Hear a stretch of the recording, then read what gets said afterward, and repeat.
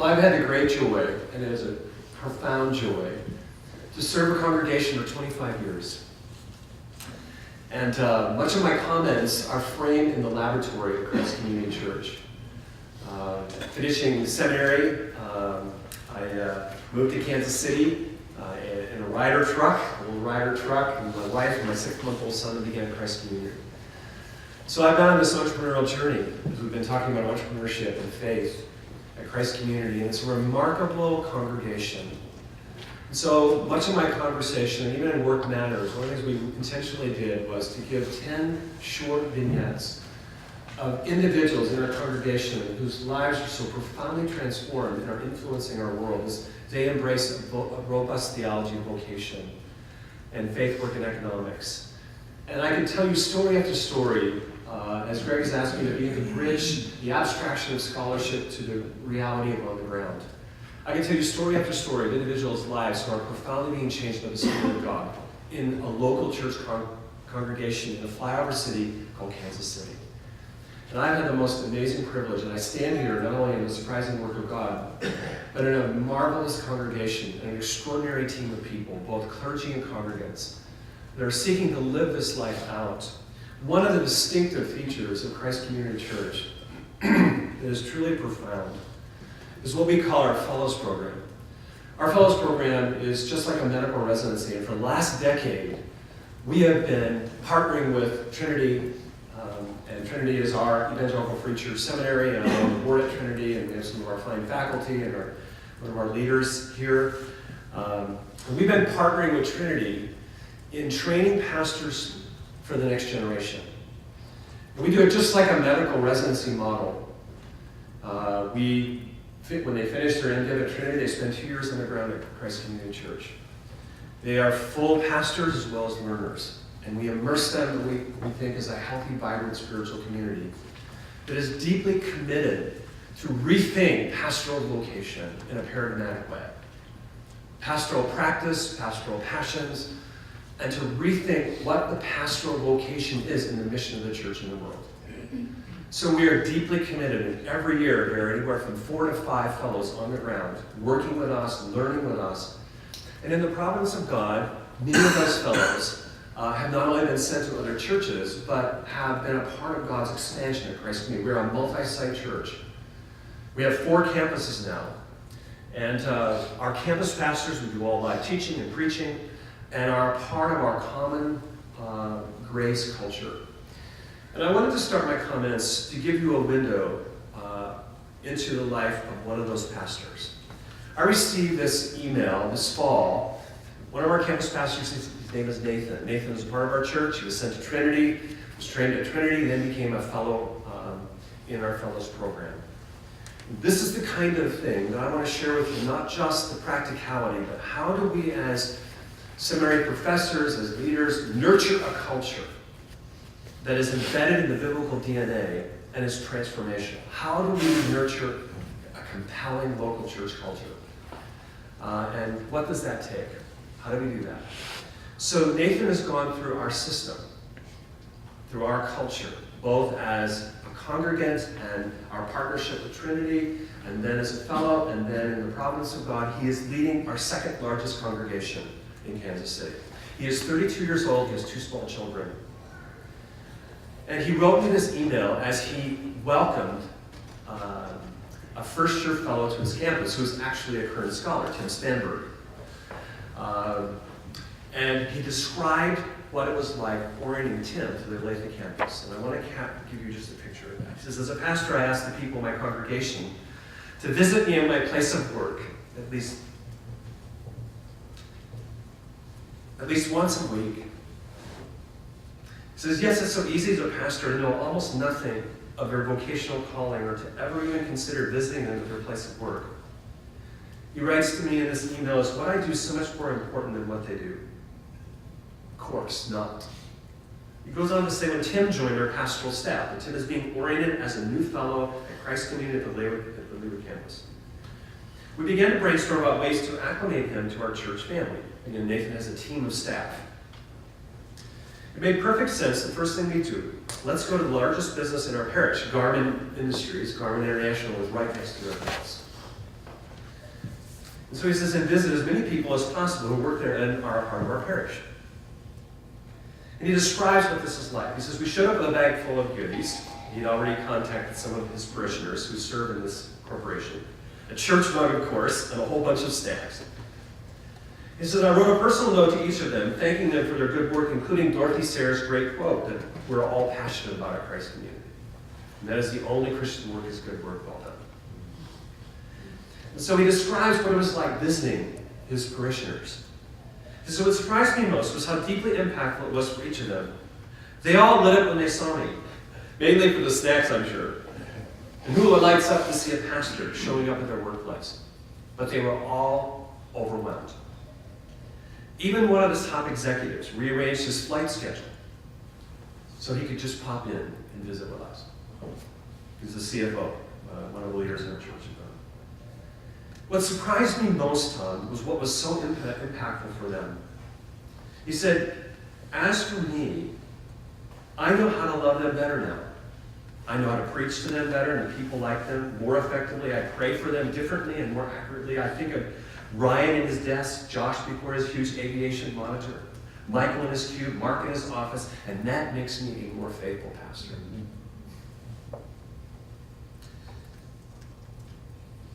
He says, maybe, just maybe, I need to spend less time in my office, less time worrying about how many people show up to visit me at my place of work, and more time loving them and theirs, encouraging them to serve Jesus right where they are. And this is the questions he asked me. He says, Tom, what would it do for our people? What would it do for our community, our city? What would it do for our world? Now, that's the kind of email that I take to the bank. Why is that? Because 25 years ago, when we began Christ Community, I would have never imagined this. I don't think my story is unique. My story is more common among evangelicals as a whole, because I grew up in that rich tradition and I cherish it. I went to wonderful schools, and Daryl, I want to make sure I missed you first, but I'm not blaming you for me missing it, okay, Dallas? Okay, so but I had a wonderful Christian home, grew up, came to faith young, served in a parachurch ministry for 10 years, had the great joy of going to Dallas Seminary, then I did my Dean Layer at Trinity, and I'm very humbled and grateful for the wonderful teachers I had. Began Christ Community Church in 1989. 2 of us in an apartment with just a big God, no money, and nothing. And that's just a story. I've had this story. You have to capture that. It is a surprising work of God. I am surprised I'm standing before you, as I think God is. Because out of my own weakness, I share this journey with you. About 7 years into my work as a pastor, I began to have great dissonance, theological dissonance, because I began to realize that I had not spent the kind of time studying the bookends of the story. And as a result, my view of redemption was not HD, it was black and white. And I began to study it, more and more the text and the reformers, and began to realize this great dissonance between what I saw now in the text and how I was being a pastor. And I had this deep existential struggle. And what I had to do for my own integrity is I stood before my congregation. I remember it to this day. I've shared it with some of you because it was so profound. About 7 years into our ministry. And you know, confession, y'all, is hard for pastors, but I mean, it's brutal for pastors, actually. It's hard for all of us. And I stood before my congregation that morning, and I said to them, I need to make a confession. And you could have heard a pin drop. Because I have been a congregate when there's been a brutal confession of moral impropriety. Everything got quiet. And I was kind of like, it was armpit time for me, right? It's just, I've been with this wonderful congregation that's growing and developing 7 years. And I said, I need to make a confession to you today. Not, thankfully, because of moral impropriety, by the grace of God. Not because of financial malfeasance, but because of pastoral malpractice. You could even have heard a pin drop more. I said, what I have done, not out of intention, but out of ignorance, is I have been spending the majority of my time equipping you to do what you're called in the majority of your life. I have not been faithful as your pastor to equip you for all of life and to communicate a gospel from Genesis to Revelation, a gospel-centered community that speaks into every nook and cranny of life. And then I'm called to equip you to those nook and crannies. And I said, by God's grace, from this day forward, we are going to change. And for the glory of God and the faithfulness of my vocation and our team and the effectiveness of Christ's community, we are going to change today. Our language is going to change. Our discipleship tracks are going to change. Everything here is going to change by the grace of God and the power of the Spirit. And in the last 15 to 18 years, the contrast of before and after for the glory of God and the power of the Holy Spirit has been radically different.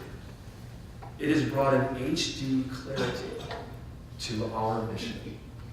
And we are learning as we go. We're a broken congregation. We're wrestling like all of us.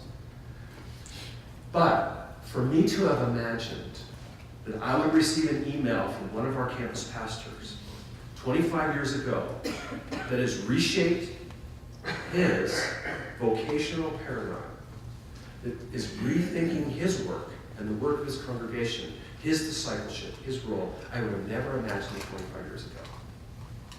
So what Greg has asked me to do is to talk a little bit about the steps. How are we narrowing the gap from Sunday to Monday? I had a huge Sunday to Monday gap in my own theology, as I mentioned. And how are we doing this? What are the steps we have taken? And then what are the steps we are taking now? So I want to spend a little bit of time emphasizing what steps we are taking, because we are in process and we're learning with you. But I want to suggest to you that as a pastor coming out of seminary, and I said I'm not blaming anyone but me, I was ill-equipped to be the pastor God has called me to be. To be one day before God and to hear, well done. Good and faithful servant. So how am I trying to press more into that with my congregation? How am I leading with the team, with humility and passion, with truth and grace, nurturing a culture that is gospel-centered and is transforming and leads to human flourishing? How are we doing that? Well, 3 steps are vital, and I've shared this with some of you, but I think they are vital. Everywhere I go, I share this. And at Christ Community, I think this is true. First of all, we have been focused on a robust theology that informs work. I know Catherine said that last night, Jeff has said this, Gary, we've all said this, but we need to not just see what we know in the text. We need to know what we see. We need to approach it with humility and transparency and not just superficiality. And part of our transformation at Christ Community is that we have been focusing with humility and prayer on knowing what the text says. From Genesis to Revelation, we have been focusing more on the bookends. So let me highlight that. There are three things let me highlight really quickly, and then I want to press into robust theology. We've been emphasizing a robust theology that informs our work. We've been highlighting a liturgical regularity that affirms work. And we have been building a relational investment that applauds our people's work. So a robust theology, a liturgical regularity, and a relational investment with our congregation. Let's talk about robust theology. Jeff did a wonderful job beginning to unpack this, but let me just set the context. When people come to Christ Community as a new member or come into our discipleship pathways or in a preaching context into our life, they are immediately, in a translatable way, introduced to the fundamental presupposition that God is an integral God and that there is an integral design for life that leads to human flourishing. That's the starting point. In fact, if you were to be a part of our discipleship curriculum, and we've just developed a new one called The Life We Want to Live, you would be introduced to the 3, I think, foundational Hebrew words that set the trajectory of God's design. And in this order in Torah: Shabbat, Tomim, and Shalom. You would be introduced to this idea at the core DNA That we begin with God, who is an integral God, who presents himself as an integral worker. We do not begin with integration.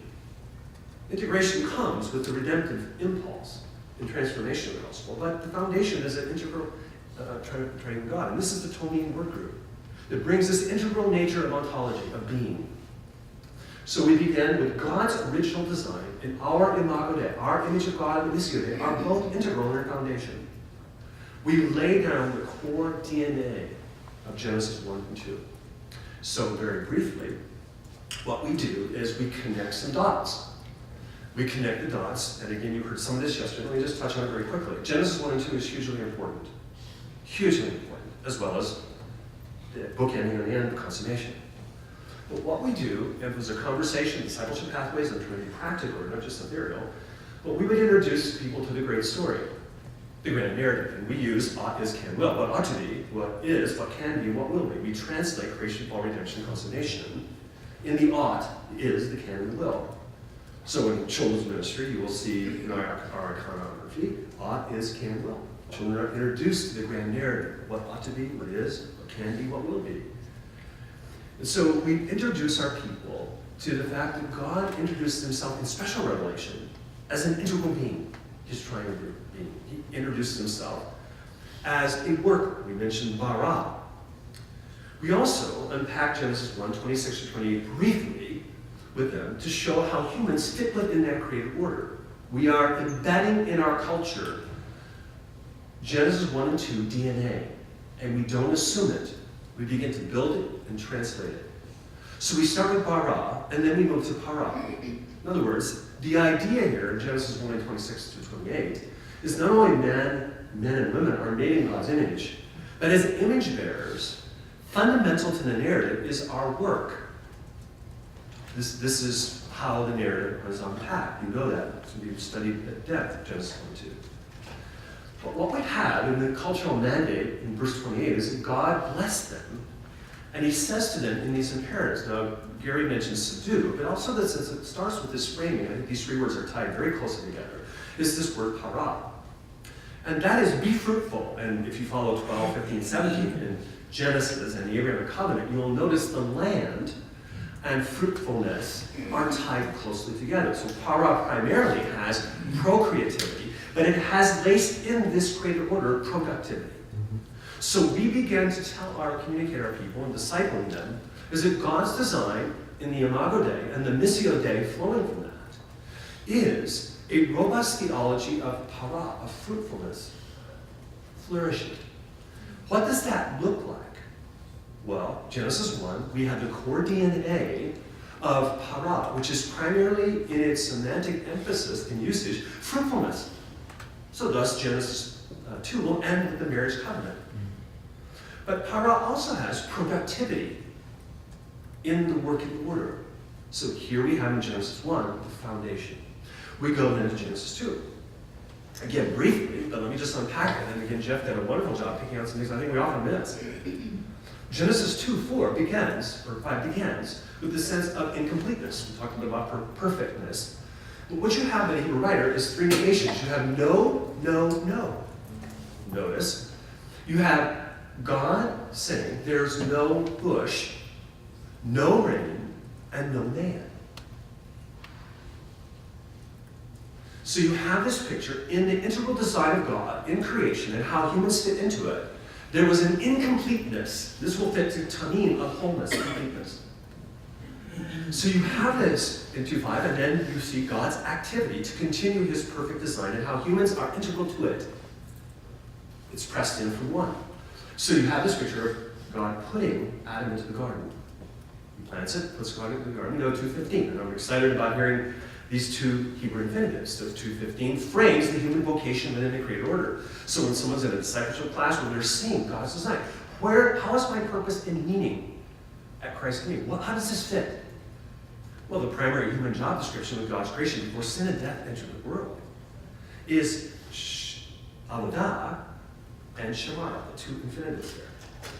So God puts Adam in the garden to cultivate and to keep it. So you have this sense of nurture and protection within the created order.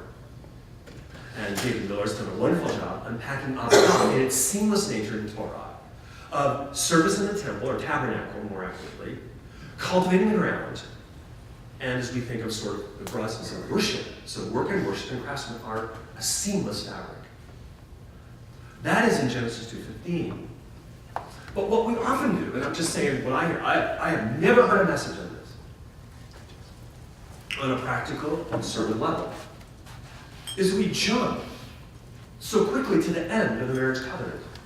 We see the negation, it's not good, right? And that's the great disjunction. It is not good. So God says, I'm going to make, verse 18, a helper for Adam. And the question in that narrative is, a helper for what? So we have bara, para, avodah, shemara, and ezer. These are foundational words that help connect the narrative. And the primary narrative is a working God who made humans in his image, male and female, and together they accomplish, integral to the design, God's purpose in bringing his creation to ultimate flourishing. So the question is, helpful for what? And how does God solve that? We know this, right? This is part of our purview. He parades the animals in front of Adam. You know the story.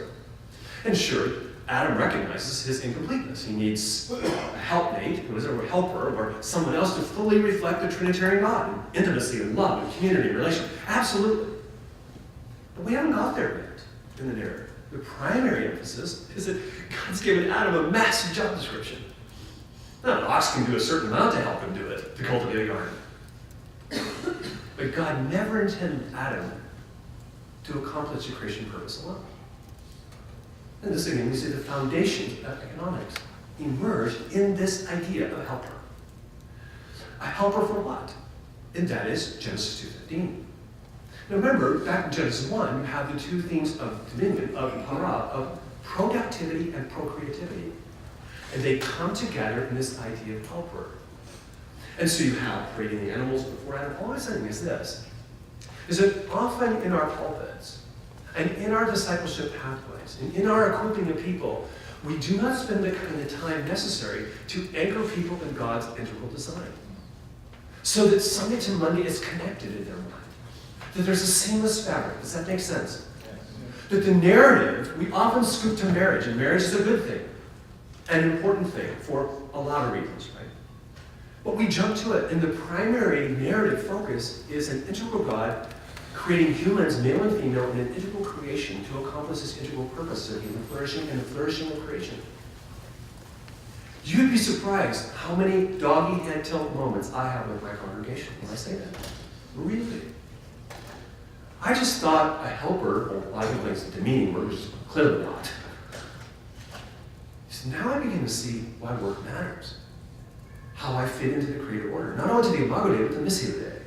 Now, of course, we hit Genesis 3, and I want to move on, so I'm not spending the whole time on theology. Not that we should break this apart. But what is so important is that we hit Genesis 3, and then we see massive disintegration. In every dimension. If you follow Torah, you know the sense of God's redemptive impulse that the gospel begins to be unveiled is often centered in work. Look at Genesis 5 and 6. Who's going to rescue us? The one who's going to give us ruach, rest. One who's going to give us rest. You'll hear this language of ruach, spirit, will rest. Nacham. And Noah. Noah is going to do that. And Noah is found what? Blameless. This is Tamim. The language of work is woven into the redemptive trajectory. So if we look at the text, it helps our congregation, it helps our pastors, our training. Let's spend more time in the bookends and unpack it for our pastors, our leaders, so that they can begin to see the core DNA of God's design and the brilliance of the gospel that transforms every nook and cranny of life. So in Genesis 1 and 2, we have the very core theology of faith, work, and vocation, economics. And what I think is important is then we unpack it throughout all the Bible very quickly. We unpack it in definition. At Christ to Me, we spend time in 2:15 emphasizing that work is fundamentally contribution to God's good world, not remuneration, and not minimizing remuneration. Well, why is this so important? You would not believe the number of people written about work matters. And I spoke at the MOPS International Convention. I never met it. I mean, why? Stay-at-home moms have come out of work and said, what's been best about the book? For the first time I understood that even if I'm not paid for my work, it's meaningful to God because the definition is centered in the biblical text. Unemployed, underemployed, retirees have come and said, now I understand that I am created to contribute whether I'm paid for it or not. Not to minimize economic remuneration. We are connecting that now. But the definition we use at Christ Community is that work is fundamentally contribution to God's good world and the common good for the glory of God. Cultivating blessing from the created order, as mentioned. But it is also transformational to people who are dislocated in economic dynamic, who are disabled, who are unemployed, underemployed, who are wrestling with the brokenness of world work. We've also highlighted Dorothy Sayers' emphasis again that work is not primarily the thing one does to live, but the thing one lives to do. How transformational that is. Not again in a work idolatry, because we emphasize Shabbat or delight, the Sabbath as well. We spend a lot of time talking about the significant continuity between the already and not yet, the messy middle. We've used that language. And one of the things we've tried to do is to build a rich incarnational theology of Jesus. One of the things that's been very transformational, we often use art. And there are two 17th century paintings that I often show people because in my congregation, bringing it down to our congregational level, I don't mean down in a condescending way, I mean in a pragmatic way. When I talk about Jesus and his role in the world, and his place in the world, this is first what goes into people's mind, the centrality of the cross, or as Elizabeth said, also the glories of his resurrection. And again, this is a good thing, right? It's important, it's at the heart of the gospel, the cross of Christ. He came to seek and save the lost. So this is a Spanish painter, Vasquez, who wrote this, or who painted this brilliant work in the 17th century called Christ Crucified. And I'll ask people, how many of you have seen that? You've all seen that. Another 17th century painting they've never seen. It's a classic work by a French painter, Pastoral. And it's called St. Joseph the Carpenter. And you would not believe this framing, how few people, if I were just to open their brains, brilliant lawyers, stay-at-home moms, executives, male and female teachers, physicians, have never thought of Jesus this way. There's just this huge gap between Jesus sort of showed up in a manger and then he died on a cross and rose from the dead. That's the practical reality. He said, maybe I don't want to overcorrect or overreach, but that's my congregation and they're bright as can be. So this image is transformational. I'll go to Mark chapter 16. Isn't it interesting that the gospel writer Mark spends a description of Jesus the carpenter? What did Jesus do all those years? His primary emphasis was in the workplace. I mean, it's a simple thing. Most people have jumped from the manger to the cross with no meaning in between, and the dignity of, what does it mean that Jesus was a carpenter? I mean, it seems simple, but it's transformational. To see the image. And this great picture, again, is Jesus as a young boy. We know he was ready to go at 12 with his work in the temple, but here's St. Joseph the carpenter. So what we do, again, is we try to reframe a rich theology of faith and vocation, embedding the DNA in the great narrative of creation, fall, redemption, and consolation. And we try to do it in the translatable word of what ought to be, that's God's original creation. What is the fall and the disintegration and the suffering that comes with it. We speak a lot about suffering and what that means between what ought to be and what is in my work world and the mess in the middle. But what can be is the redemption of the gospel and being redemptive agents in our place of work. And then what will be one day, like Matthew 25. We highlighted the parables yesterday. Matthew 25 is an eschatological parable.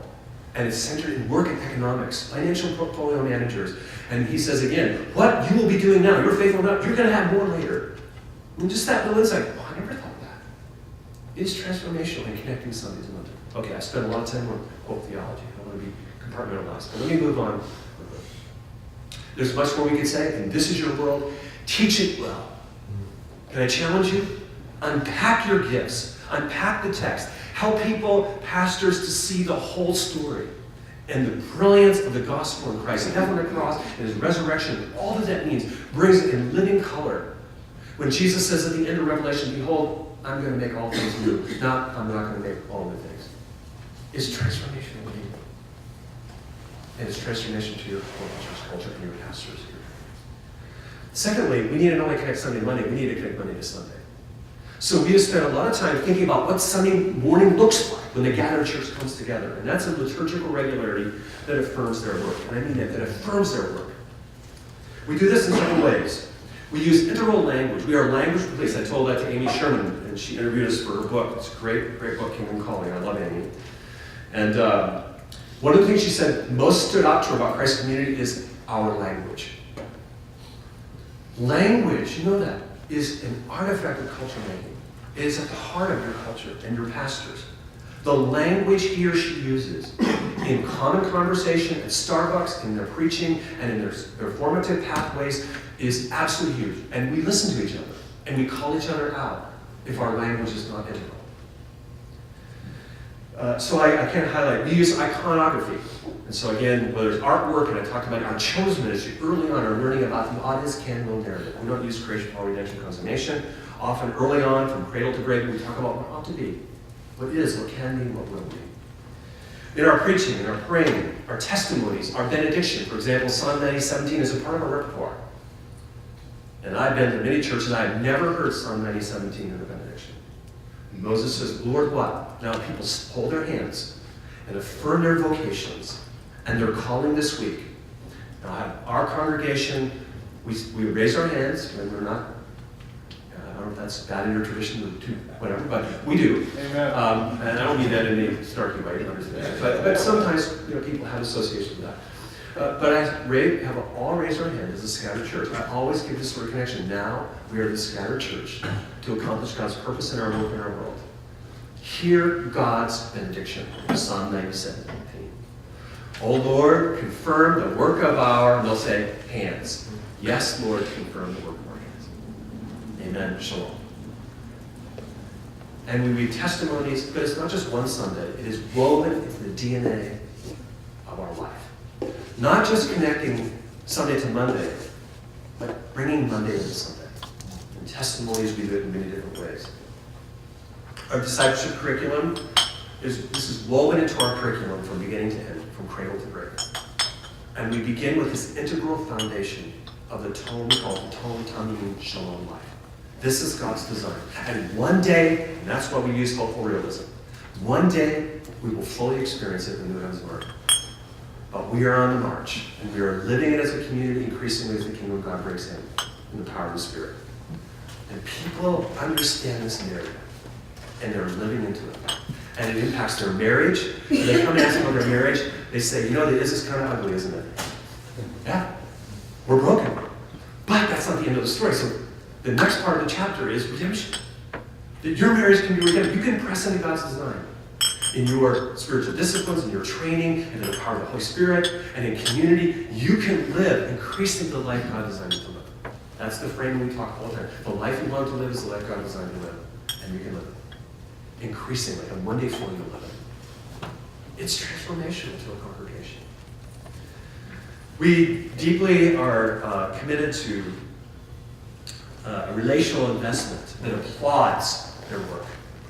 And this is where pastors, in our context, their practices are vastly different. I received this email from a second-year fellow. And these are not solicited. These are unsolicited. That's what I'm sharing with you. Not for Christ's community's glory or mine. I have stumbled. I told you I have been out of my weakness. I'm as surprised that I'm in front of you as anybody here. But this is the kind of email, as a senior pastor of a larger church, as a team, who's trying to live this out collectively as a team, and it's not about me, who seeks to try to nurture a culture of grace and truth and be a good caretaker and nurture a culture. That's what I do as a part of a team. I received this email from Claire. Claire happens to also be a current scholar. I guess we're having a synergy there, guys. Not all of them are current scholars, but they're really good. We like the current scholars. They often reach the top. With Trinity, we have a wonderful partnership, and Trinity is a marvelous institution. And we work with Trinity, and so we get the cream of the crop. And a lot of the current scholars are the cream of the crop, which is great. But Claire Nicholson, now Claire McClung, they often come to Grace Community, have babies or get married. It's kind of cool. But Claire just got married, but she's a second-year fellow. And she's at our Brookside campus. which is a wonderful place. It's an old Seventh-day Adventist church built in 1922. And Dean Blevins knows this because he lives in Kansas City. But it's a gorgeous building. All I have to say is that it's our first year at this campus, and one of our campus pastors is one of our former fellows. That's how we, kind of our farm club. It'll be in the meeting later. That's how we're expanding through our fellows. So Claire's working as a fellow at our Brookside campus. And this is not something that we said, this is the strategy, but this is the culture we are trying to nurture. So Claire comes in to Christ Community, one of the top students at Trinity. That's the ones we look for, bright, called by God, good leaders. She comes in, she's assigned to the Brookside campus. Bill Gorman is the senior pastor of the campus. It's our newest campus, and she's brought into the culture. Claire writes me this email, and I'm going to highlight a little bit. She says, "You wouldn't believe how work matters is making a difference." Now, again, she's just doing this out of an overflow of her soul. It's not like, I'm going to hire her. I mean, she's going to be moving on. There's nothing for her to gain. And that's for the glory. I want you to see this culture. I want to think about nurturing a culture for a long period of time and what the Spirit of God, the fruitfulness that can come out of it. So here's what she says to me. She says, "I've been meeting with a group of Hallmark executives and managers. 2 or 3 of them attend Brookside campus. Hallmark is one of the corporations that Kansas City does greeting cards, if you know that. And she said, I've started meeting with several of them early in the morning. Needless to say, it's a diverse group. Couple, I don't think are Christians. Couple attend our Brookside campus. She said, I'm learning about each of them and their work and the company they work for. It's a real joy. She said, they're reading Work Matters. They really want to do this. She says, the woman who worked at Hallmark for many years in HR is nearing retirement. Again, this is huge for our culture right now with the demography. Not just the younger ones who need jobs. I wrote a blog not too long ago. And when I grew up as a kid, I heard my brother playing Jackie DeShannon. What the world needs now is love, sweet love. And what the world needs now is jobs, sweet jobs. Okay, we talked about that last night. It was brilliantly done in the video. So this woman has been a long time in leadership in HR at Hallmark. And she's connected to our culture and our campus. So the community, she's embraced the gospel, she's living this out. She said, for most of her life, she is held to a sacred secular dichotomy. She began to realize this. She felt that her real work would begin once she retired and began to do full-time Christian work. I mean, that language will get you in the penalty box at Christ Community. In grace and love. I mean, seriously, language matters. I mean, you guys live in it. But it's amazing how important it is for a nurture of a culture. She said, what she's discovering in our conversation together, I like that, is the value of the work she's doing now for the kingdom. And she is now reconsidering her future plans. And she said this at the end. Again, if I get a little teary, I'm not going to be sappy. But this is 25 years of the privilege I've had of being a part of a remarkable congregation. But the congregations are much more remarkable than me. And these young leaders, all these young leaders that, we're a teaching hospital, that's what we are, for the kingdom. And she writes at the end, she says, Tom, I hope this email brings encouragement to your life. I go, yes, encouragement to my soul. She says, the Lord is at work in the workplace. And she says, it's a joy to journey with these women and see God at work. 2 young leaders who are rethinking from a robust theology, a vastly different pastoral vocation, pastoral formation, and priorities and vocation in this theology. So we have many practices, again, in the workplace. We visit workplaces. I'll give you just an example of that. So let's talk about, I need to be done here in about 50 minutes, correct? Yeah. So I'm going to move on here. What steps are we now taking? And we're early on in this, and I've told that to Greg and to the current leadership. But let me highlight a few things. If there is a disconnect, and I'm going to speak, and I'm assuming there's less disconnect in your minds, because you are devoted to the area of abstract scholarship and being good translators. I'm using James Hunter's analysis of culture here, not just practitioners. I try to be conversant in all three, but I'm primarily called to be a practitioner. So I meet with my fellow practitioners, pastors of different sizes and traditions and contexts, of large and small, mega and small. And if I begin to say faith, work, and economics, if you thought that faith and work was like a doggy head tilted, huh? Let me understand that. Is this just a fad, another thing I have to do? I mean, pastors, especially of larger churches, are really on defensive. The latest fad. If I say faith, work, and economics, it's not just planets apart, it's solar systems. Why do I know that? Because I had some doggy tilt, sort of head tilt moments several years ago when I began to see the connection in the text. That we were not only created to contribute as individuals, we were created with community in mind. That work itself is essentially communal. And in that you have this very important connection to economics. I have had the joy with the current team to present with a couple of economists. So I want to just a little bit of humor here because I love to pick on economists and they can pick on pastors. Roger Conover had this great presentation in LA that we did together, and Roger said this: the first law of economics is for every economist, there exists an equal and opposite economist. Amen? I mean, it's unbelievable when I read it. It's like, you've got to be kidding me. It's almost like people who have Arminian traditions and Calvinistic traditions, but I won't go into that. The second law, he said, of economics is they're both wrong. I like that. Another one he talks about is economic journalism, and this I think is really actually profound. He says, the first law of economic journalism is this: for every news or talk show perspective, you gotta watch that, there exists an equal and opposite perspective. And the second law of economic journalism is they're both really wrong. Be advised.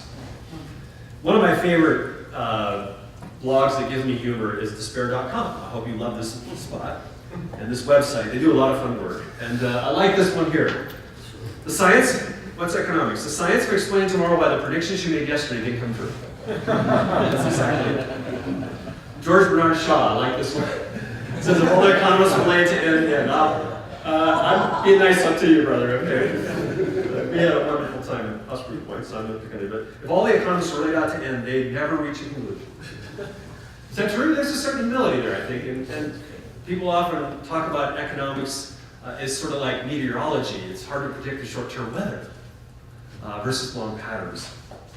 So anyway, I have been spending a lot of time thinking about economics and reading some of, I think, the best economists, and Jeff highlighted this a little bit. Let me just highlight real quickly some definitional frameworks. This comes from Lionel Robbins, but Thomas Sowell, I think, is one of the best writers in basic economics. Economics is the study of use of scarce resources, which have alternate uses, and we can argue about scarcity, how that fits. Again, and I'm not going to primarily deal that at an abstract level, but how we're doing it in our congregation. John Bolt. I was privileged to get an endorsement to that book, and in my sort of theological framing, I think he's done the best work on this. And so he writes this: economics is that practical and moral scientific study of the one aspect or dimension of human behavior that involves stewardly exchanging by free moral agents scarce things of value for the sake of profit. Now, how are we translating that at Christ Community Church? And this is the language we are using. We feel like we need to move from merely individual contribution. That's where most people here, we talk about vocation and work, and it's not all bad. How do I make a difference? What's the meaning of my life? How do I fit in? But we need to move beyond mere individual contribution to mutual cooperation. This allows us what I call entry ramps into the economic conversation. As a translator, and I'm still very much in the process of this, so I'm sharing very wet cement, I am trying to find language that is not reductionistic, that is fair to economics and theology, and I'd love your input on that, and help us as pastors. We've got to have some more on-ramps that make sense to not only our congregants, but to our fellow clergy. So that faith, work, and economics is not out there. When I think of economics, I have a business background, I went to business school, I think of the left curve, I think of supply and demand, I think of And those are good things. But most of my colleagues, that's what economics is, in a sort of compartmentalized vision of the academic endeavor. So we have got to think through, from the biblical text, from theology, how do we make on-ramps that make sense for our congregation and our clergy? So one of the ones that have helped us begin the conversation of Christ community, that is connecting faith, work, and economics in human flourishing, is we are moving from the language in Genesis 1 and 2, that's where we start, from individual contribution to cooperation, to mutual cooperation, as embedded in God's integral design, that flows through the grand narrative of creation, fall, redemption, and consummation. So that cooperation, again, has been disintegrated. How does the gospel bring transformation to that mutual cooperation? How does it bring proper competition? Lots of conversations that are sharpening one another. I'll use Proverbs 27:17. With humility, with love, with goodness, with virtue. How does competition fit into that in redemption? Good questions. But we are beginning to talk about God's embedded design, the disintegration of that design, and the gospel's regeneration, reformulation, renewal of that design of mutual cooperation. Now, I want to unpack that a little bit more, because there's some key theological on-ramps that are important, and I'm just going to touch on it. We have three directional emphases in our mind right now as a leadership team, as campus pastors, as executive pastors, as our elder team. These are the conversations we're having, because we're trying to nurture culture and to embody it. Three directional emphases. First, we are unpacking, again, a robust theology that speaks to economic flourishing now. How are we doing this? I highlighted Genesis 1 and 2. In the creation of Eve and Adam and the structures of 1 and 2, we are seeing communal cooperation and the importance of value exchange and cultivating value from the created order. We are bringing that language early into the conversation that makes sense and how the gospel brings redemption to that, how the gospel fits to that. But if we don't do our work there, it's a really hard sell. Can I use that language without being profane? In a persuasive language. Here's where I'm finding the most traction. And this is very much Skunkworks, where we are right now. Giving you a window right now to Christ community as we seek to try to do this as a congregation. We are trying to make a closer connection to neighborly love and brotherly love. And Gary unpacked the brotherly love in the Thessalonian epistles. That is so important not only for faith and work, but economics. So I'm not going to highlight a lot of that. That text is about brotherly love.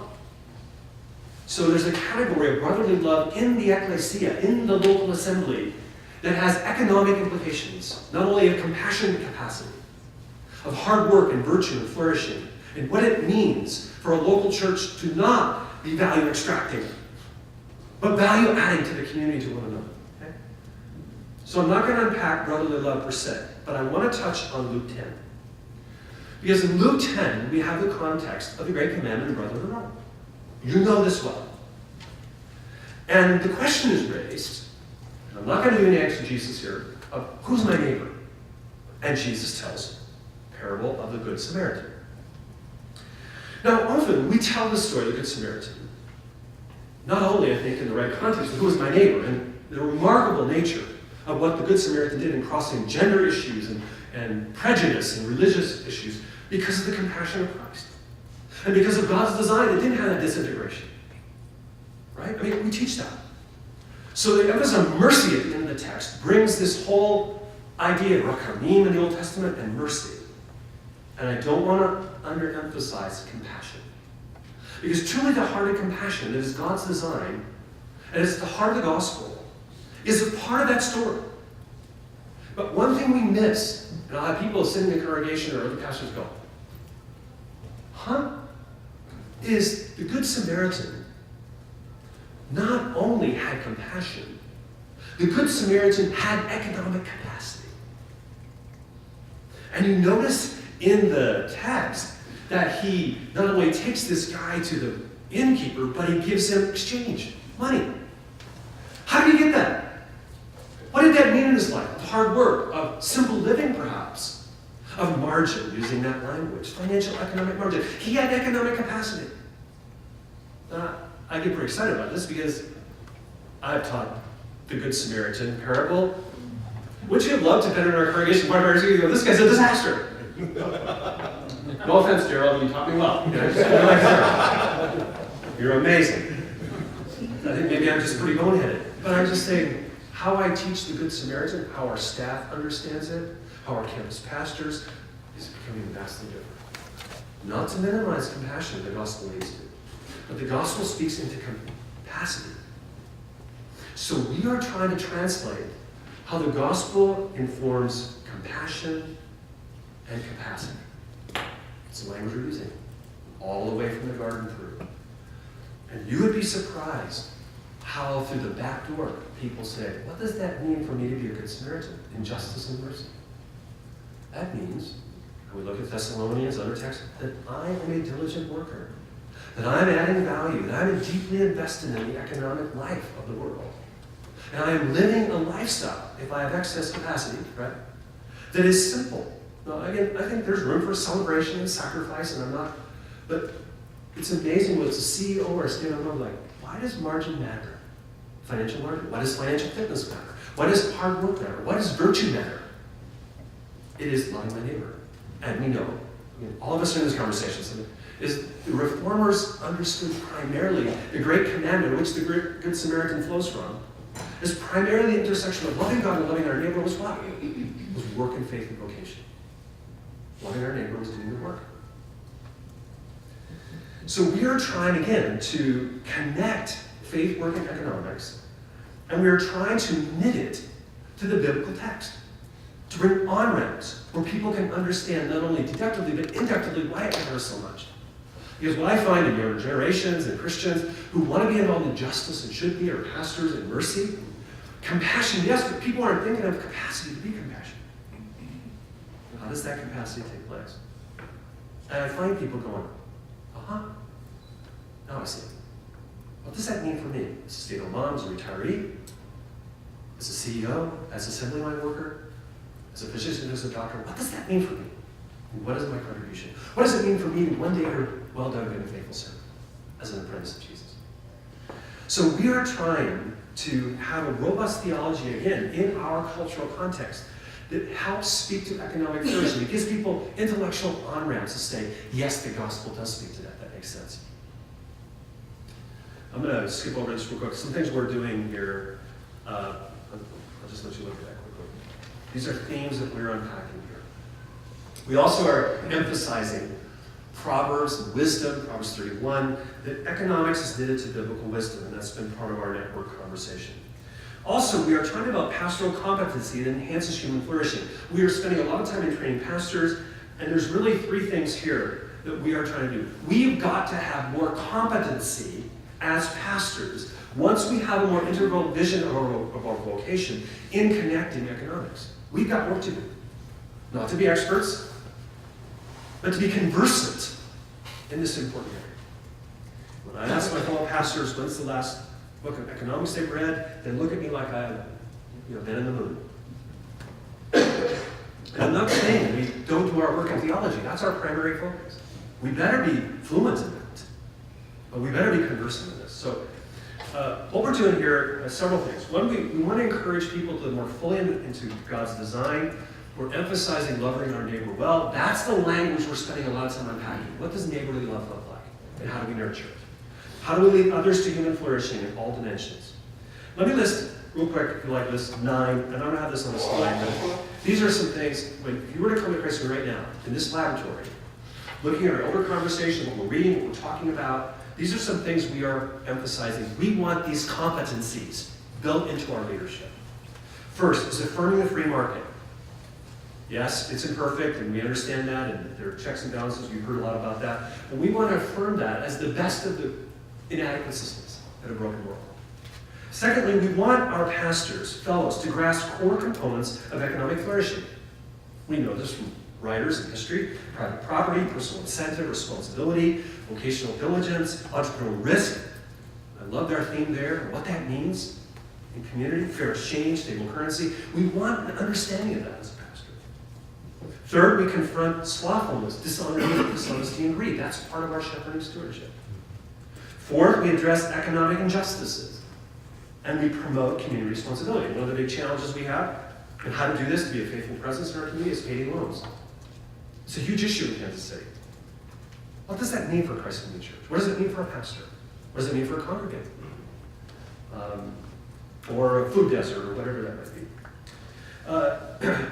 Fifth, we want to be more intentional about teaching economic principles and not just financial fitness. We've done a lot of work about how to manage money, but we've not done the foundational work. We want to, sixth, encourage entrepreneurship and for-profit enterprise, and we want to bring a seamlessness and not a compartmentalized, dichotomous understanding of those. And you've read Harvard Business Review and other things. There's been a lot of rethinking of this dichotomous way of thinking about profit, non-profit, and some new ways of thinking about organizations. Seven, we want to steward economic power. It's a high stewardship of power. I mean, we have four campuses now, and they're different contexts, but in our suburban campuses, again, it's stereotypical, we do have a lot of influence and stewardship of our economic life. What does that mean for our CEOs, our congregations, our leaders? And stewardship is huge for them. And promoting wise generosity, and I emphasize wise generosity. 8, we want to extend pastoral care. We want to teach our pastors how to do pastoral care in a dynamic, changing economy, and particularly in the time we live. What does pastoral care mean in the moment when people are crying out for jobs, when there's so much dislocation and stress in the system? That should change pastors. And last, pastors, we want to model contentment, a godly, trusting contentment without anxiety or complacency. Our missional adjustment, I'm going to wrap up some things here. Our missional adjustment is changing about how we see our work. One of the things I'll just highlight real quick is that our team, not me, but some of our leaders and pastors, are part of the Leadership Network. Leadership Network nationally is devoted to making some of the larger churches in the United States effective. And as part of our team came back, and I was so excited that the conversation is shifting missiologically. And these are some of the larger churches in the United States. And there's a vocational missiology that's beginning to be talked about that is not just about saving souls. And I was like, pacing behind the wall. This is great, because the influence of a lot of our mega churches, and I'm not being stereotypical, could be profound here. How we think of global mission. Okay? I had a conversation, and I think I'll stop with this. There's a lot of there's some practical things. Maybe we can talk about Q&A a little more, okay, if you want. Some things we're doing practically a little more. But here's an example of the change. I want to give you the culture. Christmas time, before Christmas, I was meeting with a business leader, financial manager, newer to our congregation, very successful guy. He wanted to have coffee at Starbucks, which I always love. And we were talking about his business and the challenges. This is so normal. It wouldn't have been 25 years ago. As a part of my primary stewardship of trying to disciple him, encourage him to live. He says, I'm really wrestling with our purpose. And I said, what are your questions? He says, I just don't think profit is only it, and I don't know how to frame it. I said, well, let me tell you something. We're all wrestling with this. But the Mars Corporation is doing some work here. And I said to him, Mars Corporation, for example, has talked about 3 bottom lines, and it's something I think is really good. You might think about here. This is not uncommon for a business leader and me to have a conversation. Not only on ROI, but on business issues. No, I'm not his consultant, but this is normal conversations, what you would say. So I said to him, the Mars Corporation is doing some really good work here. It's a privately held company, and there are 3 Ps that they're thinking about. Profit, people, and the planet. No, I'm translating with them. They said, I want to read about that. He has the vocational power to change his culture. And he said, that gives me some categories. Let me think about that. And then I said, do you see how, I don't kind of say, do you see how the gospel speaks into every piece of that? Planet, I see how. I see it. That is more the normal conversation than the abnormal. So again, for the glory of God, we are doing conferences. I could talk about that. Different practical things if you want to talk about that. A little bit more, but we are trying to nurture a culture. And that's what I wanted to share mostly. I want to stop for some Q&A. But I appreciate your attentiveness, and I have shared a lot of our story. Not in any way to be self-serving, but because Greg asked me, show us a little what it's like in your context on the ground. We are making a transition today, right, from the idea of the theological importance to how this theology is lived out in our traditions and in our cultures and our size of churches as being faithful pastors of the world. Okay? So let me stop there just for time. There's some other things. But if there are questions or comments, thank you so much for your gracious attentiveness.